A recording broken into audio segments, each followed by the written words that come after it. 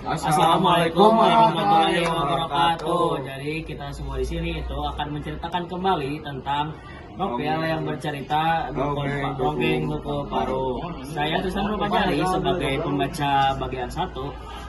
Saya Alor sebagai pembaca buku 2. Saya Akram sebagai pembaca buku 3.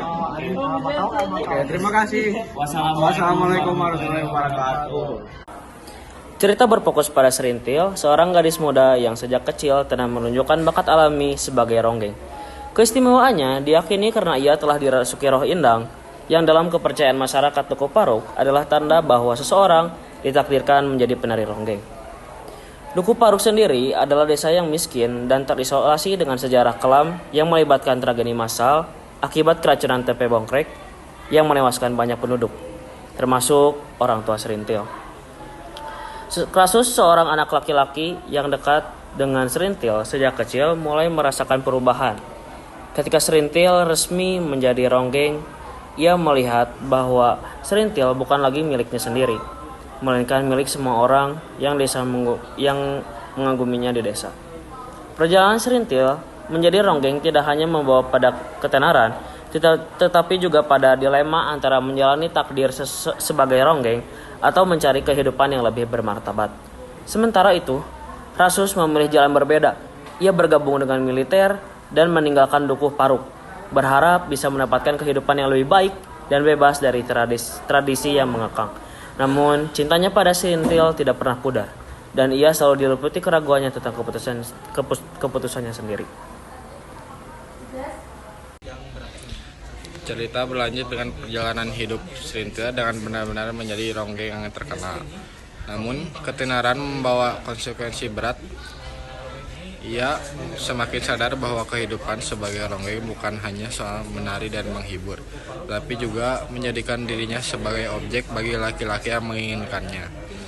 Sementara itu, Rasus telah memilih jalan sendiri sebagai tentara, meninggalkan Dukuh Paruk dan Serintil.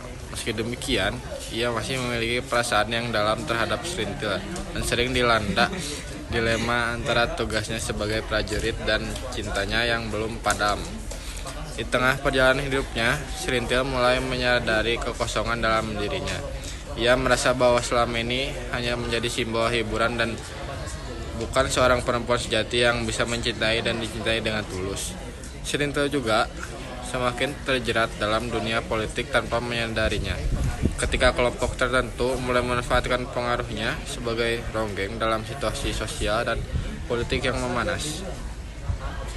Buku ini menggambarkan semakin kompleksnya konflik batin yang dialami Serintil serta dampak perubahan sosial dan politik di Indonesia yang turut menyeret kehidupan pribadi tokoh-tokohnya. Di akhir cerita, Serintil menghadapi realitas pahit bahwa ia tidak bisa benar-benar memiliki kehidupan yang ia dambakan. Sementara Rasus harus menerima kenyataan bahwa jalan mereka telah semakin berjauhan. Kisah ini menggambarkan kehancuran Dukuh Paruk setelah tragedi politik tahun 1965. Desa itu dibakar habis dan sebagian besar penduduknya tercerai berai atau tewas.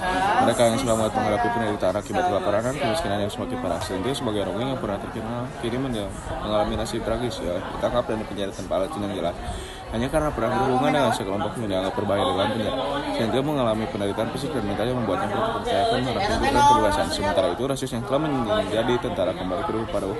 Ia menyaksikan kehancuran tempat kelahirannya dan mengenang masa lalunya. Ia juga menemukan bahwa Serintil telah berubah, kehilangan sebagai hidupnya dan tidak lagi seperti perempuan yang dulu ia kenal. Meski masih ada perasaan antara mereka, Rasus menyadari bahwa mereka telah melalui jalan hidup yang berbeda dan sulit untuk kembali seperti dulu.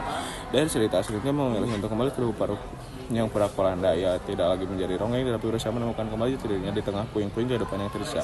Kasus di sisi lain telah mendirikan hidupnya sebagai tentara dan kesadaran bahwa tidak bisa diulangi